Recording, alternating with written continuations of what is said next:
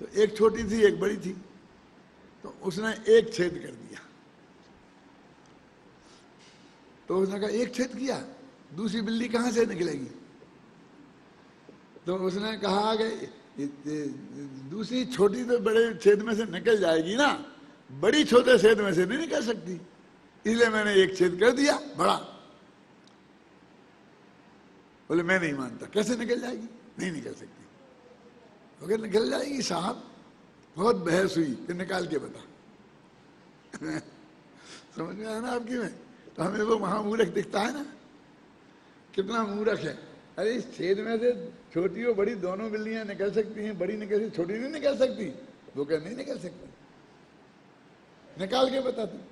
तो बुलाया दोनों बिल्लियों को, पहले बड़ी को निकाल दिया तो छोटी को निकाल दिया।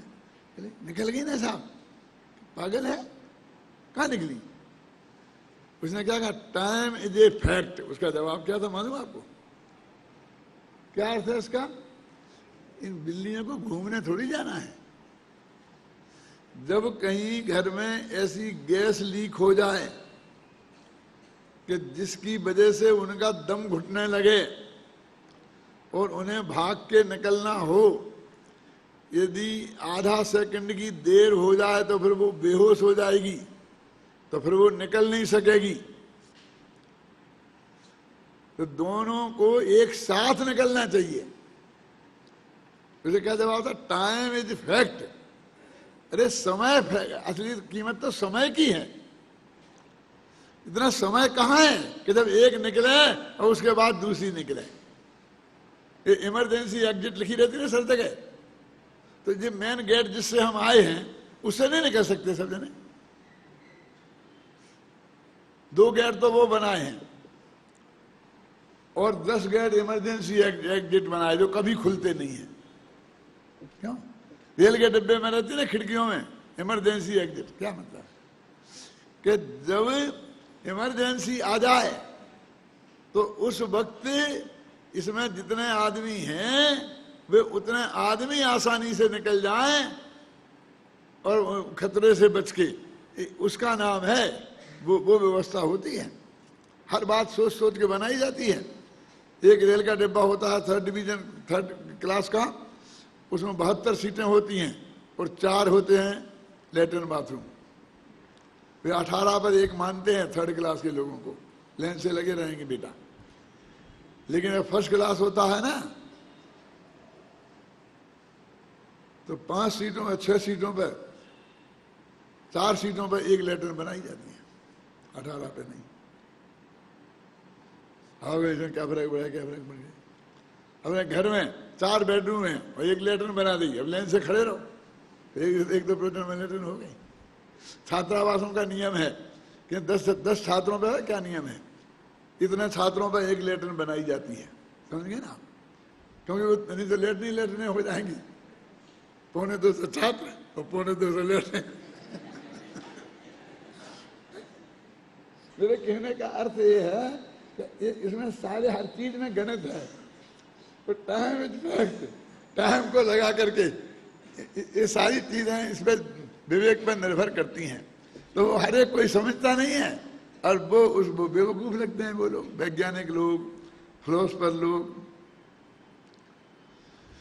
अब ये कहते हैं हमें आत्मा को जानना है, तो उसका आधार क्या है? कि ज्ञान। क्रोध नहीं हो सकता, क्योंकि हर आत्माओं में क्रोध नहीं होता। यदि मानेंगे तो सिद्ध भगवान आत्मा नहीं रहेंगे, क्योंकि उनमें क्रोध नहीं है और सिद्ध भगवान है तो है, आत्मा तो है। आप समझ गए ना?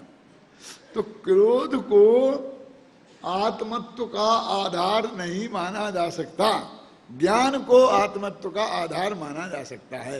इसलिए ज्ञान हो गया आधार और आत्मा हो गया आधे। समझे? हमें आत्मा नहीं दिखता है, ज्ञान दिखता है। कैसे दिखता है? वो जीव है ना, तो उसकी जो क्रिया हो रही है तो उसमें ज्ञान परिलक्षित होता है ना, कि गड्ढा है तो ऐसे निकल के बगल से जा रहा है तो ज्ञान दिखाई देता है ना। उससे हम निर्णय करते हैं कि इसमें जीव है। तो ऐसा आधार आधे संबंध है। तो वो कहते आधार आधे संबंध भिन्न द्रव्य में नहीं हो सकता। आधार आधेय संबंध का क्या आधार है? एक द्रव्य होना चाहिए। और एक द्रव्य का आधार क्या है? उनके प्रदेश एक होना चाहिए। विभिन्न प्रदेशत्व विभक्त पृथकत्व लक्षणम, ऐसे शब्द है कि प्रदेशों का भिन्न होना ये पृथकता का लक्षण है। और अतद भावम अन्यत्व लक्षणम, तदभाव तदरूप भाव रूप नहीं होना वो अतद भाव अन्यत्व का लक्षण है। अब मैं आपसे कह रहा था शास्त्रों में भी इतनी गहराई से नहीं लिखा गया है, दिक्कत ये है। जब मैंने 12 भावनाएं लिखी थी तो मैंने बहुत कोशिश की थी कि अपन तो बराबर वैसी लिखें। क्या लिखा था देखो, देह देवल में रहे पर देह से जो भिन्न है राग जिसमें किंतु जो उस राग से गुण भेद से भी। क्या लिखना चाहिए? अन्य लिखना चाहिए ना, वो लिखा है भिन्न। अरे 10 दफे अन्य लिखा और 10 दफे भिन्न लिखा काट काट के ये ऐसा ही नहीं है। कहाँ गुण में और द्रव्य में अन्यत्व होता है, पृथकत्व नहीं होता है, समझ गया? लेकिन अंत में सोचा भैया कि ये सारी जगह तो वैसा लिखा हुआ है, हम क्या करें, एक जगह कर लेंगे तो क्या फर्क, कौन सा तीर मार लेंगे। वो सिद्धांत समझ के ही समझना पड़ेगा कि यहाँ पर भिन्न शब्द भी अन्यत्व के अर्थ में है। तो फिर उससे क्या रहा गया, अन्य ही लिख दो ना। वहां पर जो अनुप्रास आता है ना, गुण भेद से भी भिन्न, भेद से भिन्न, भेद से अन्य में नहीं आता वो मजा, समझ गया?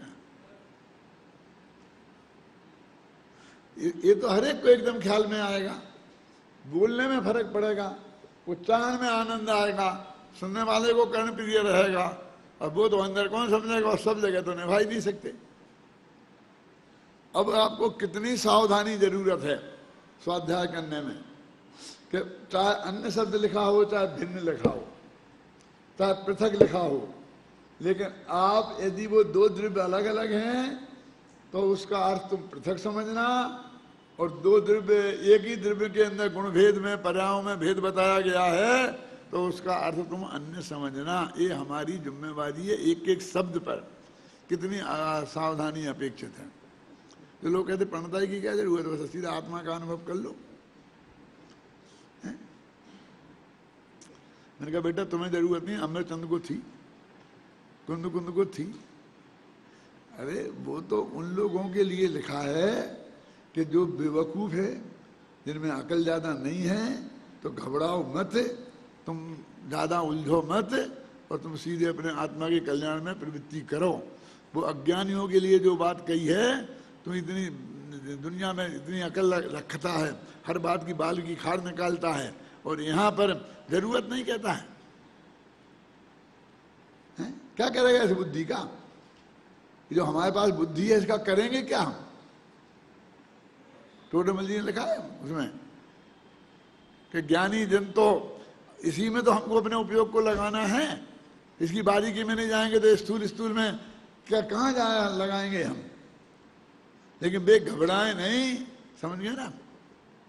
वो तुष्मासम तो घोषण तो हमने एक पकड़ लिया, वाह तुष्मासम घोषण तो, अरे वो है तुष्मासम घोषण तो वो भी सही है, ऐसा नहीं है, लेकिन वो अरबों में एक है, समझ गए आप? राजमार्ग नहीं है वो, है? वो तुम्हारी इतनी स्थूल बुद्धि जब हो जाए हैं कि मारुसो माँ तुस्वी तुम्हें याद नहीं रहे। अभी तुम पूरे शास्त्र के साथ तो कंठस्थ सुना रहे 51 रुपये के पीछे, मैं जानता हूँ 51 के पीछे नहीं समाते हो। मेरे कहने का तुम्हारी इतनी तीक्ष्ण बुद्धि है तो फिर तुम क्यों नहीं उसका प्रयोग, क्यों ये कितना ज्यादा हो गया ना आज तो समय, फिर बाकी चर्चा कल करेंगे।